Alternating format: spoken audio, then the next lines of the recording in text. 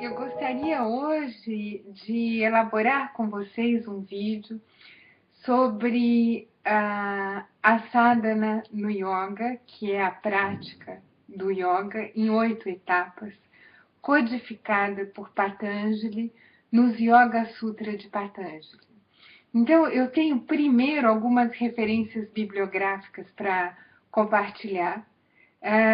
A minha referência bibliográfica em português é do professor Eduardo Caetano, de São Paulo, do Yoga Dinâmico. Ele chama o livro do Yoga Dinâmico, o Yoga de Corpo e Alma, e ele fala da perfeita integração das técnicas do yoga e da meditação para o bem-estar e o equilíbrio do dia a dia. Nesse livro se encontram a tradução dos Yoga Sutras de Patanjali, uma tradução bastante sucinta, bastante clara em português. E o livro é bem interessante para quem quer entrar nesse caminho de compreender melhor Patanjali. Depois eu tenho uma referência universitária que é muito interessante para os francófonos, para quem fala francês, e quem está interessado num estudo aprofundado do sânscrito, porque é um especialista do sânscrito, Michel Angot, que fez essa tradução, chama-se Le Yoga Sutra de Patanjali, é das edições Les Belles Lettres, é hiper completo, super detalhado, é um texto muito denso, é realmente para os estudiosos do sânscrito, para quem se interessa e quer realmente o termo no detalhe, nas suas várias acepções, é muito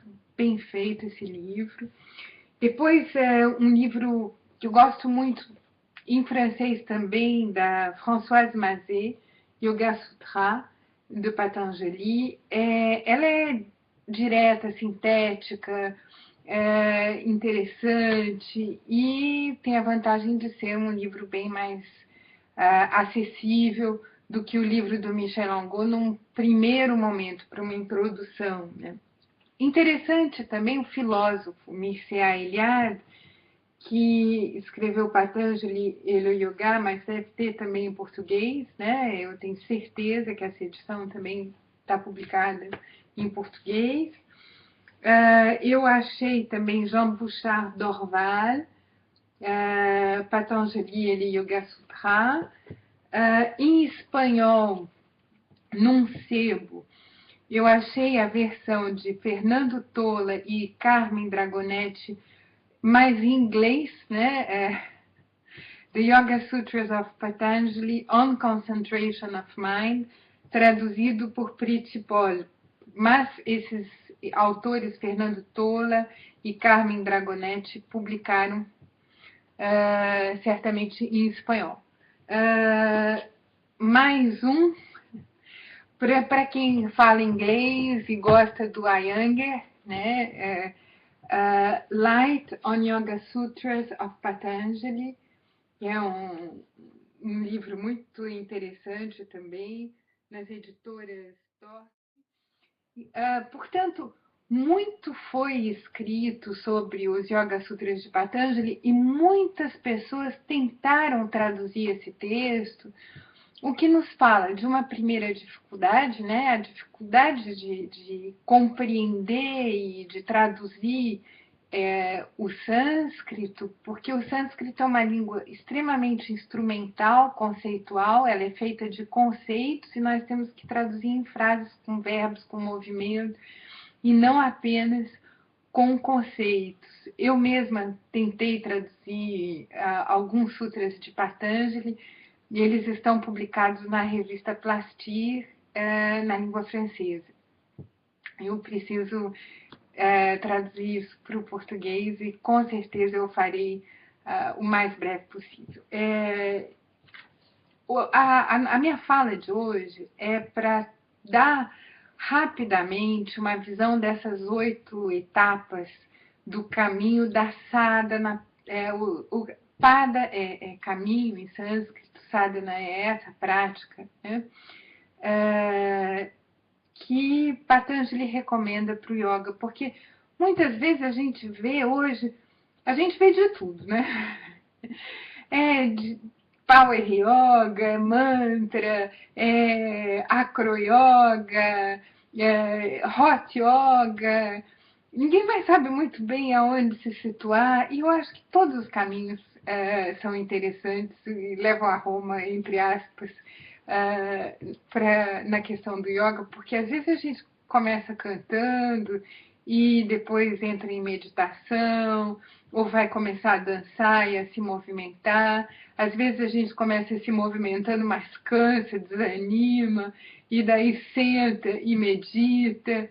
Então, todas as práticas têm a sua riqueza, são interdependentes, são interessantes e precisam ser olhadas com atenção e carinho. Eu acho que o importante é praticar. Existe também a questão dos limites, né? Claro, quando se fala de praticar yoga, algumas posições são muito difíceis e nós levamos anos para conseguir fazer essas posições. Algumas vezes, certas posições a gente não consegue nunca. Então, e outros, né, que são bailarinos ou que trabalham com circo, conseguem coisas fabulosas em nível de yoga, porque treinaram o corpo desde cedo e tem uma elasticidade, uma flexibilidade muito grande, perdão. E sem contar que hoje muitos atletas de competição usam yoga. O Ayrton Senna fazia yoga com o Nuno Cobra. No livro Semente da Vitória, ele conta como ele usa o yoga como elemento de preparação para os atletas. E é muito interessante isso. Se bem que o yoga não tem por finalidade a competição, mas eu penso que os atletas de nível profissional, alguns também não, eles têm como visão a questão do ultrapassamento de si por si próprio, né?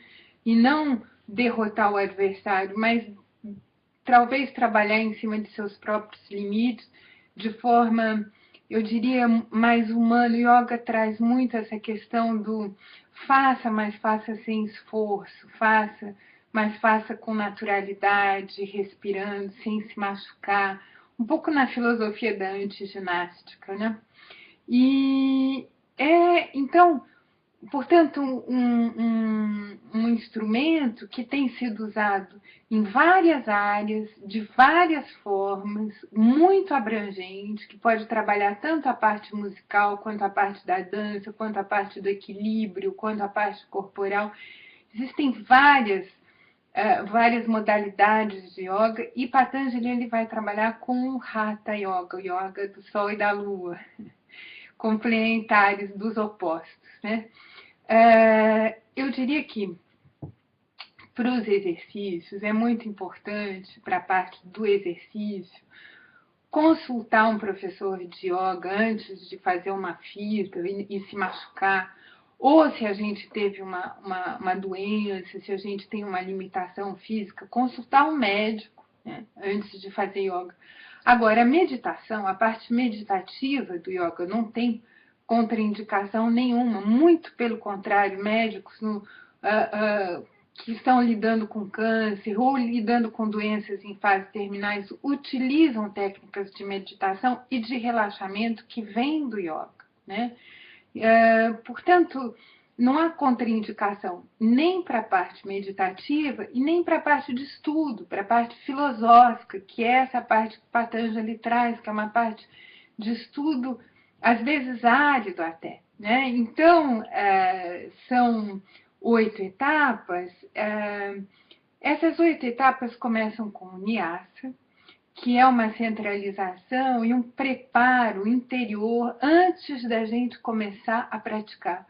Quer dizer, a gente se concentra na realidade, né? Se concentra, se vira para dentro, se acalma. Tem gente que acende uma vela, acende um incenso, põe uma música, arruma um ambiente de forma especial, mas diminui o impacto externo e entra em contato com o seu interior. Essa primeira etapa é muito importante, não é? Pum, vou fazer yoga, já começa a mexer. Não. Opa, peraí.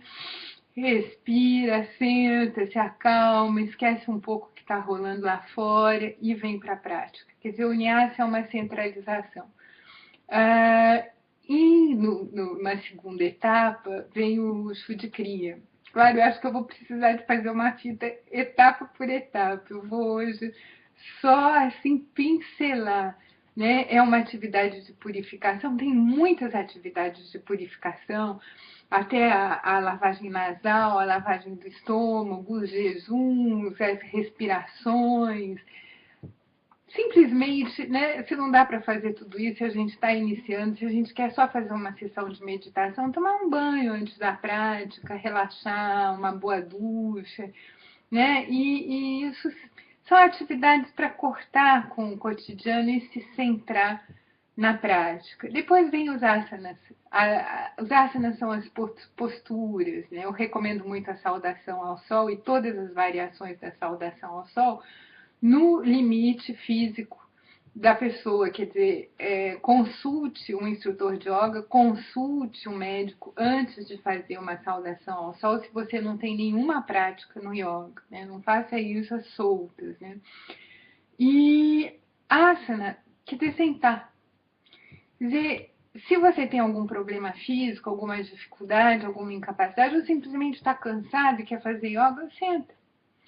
Senta, pode ser sentar na frente de uma parede, sentar na frente de uma paisagem bonita, sentar no seu quarto, né? Depois de ter tomado um bom banho, de se preparar um pouco e começa a meditação. Né?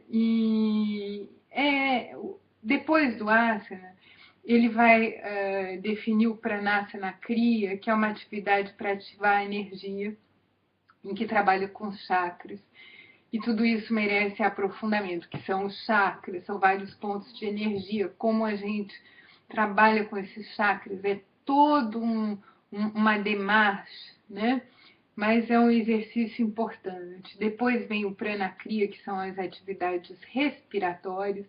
Eu gosto muito, né, me dirigindo a instrutores de yoga, me dirigindo a pessoas que já têm alguma base em yoga, da respiração completa. Para quem não tem base nenhuma, vamos lá, do mesmo jeito que olha na internet o que são os chakras, pesquise respiração completa. É muito interessante, né? Uma respiração que trabalha com todo o corpo, né? Uma respiração bem profunda, a gente enche a barriga, separa as costelas, enche os pulmões, segura um pouquinho o ar e depois vazia tudo e fica um pouquinho no vazio, fica um pouquinho sem ar e recomeça. A respiração completa é muito gostosa de fazer quando a gente está tenso, quando a gente está agitado, ajuda muito a relaxar. E depois dessa respiração completa, chamada Prana Kriya, vem o Yoga Nidra.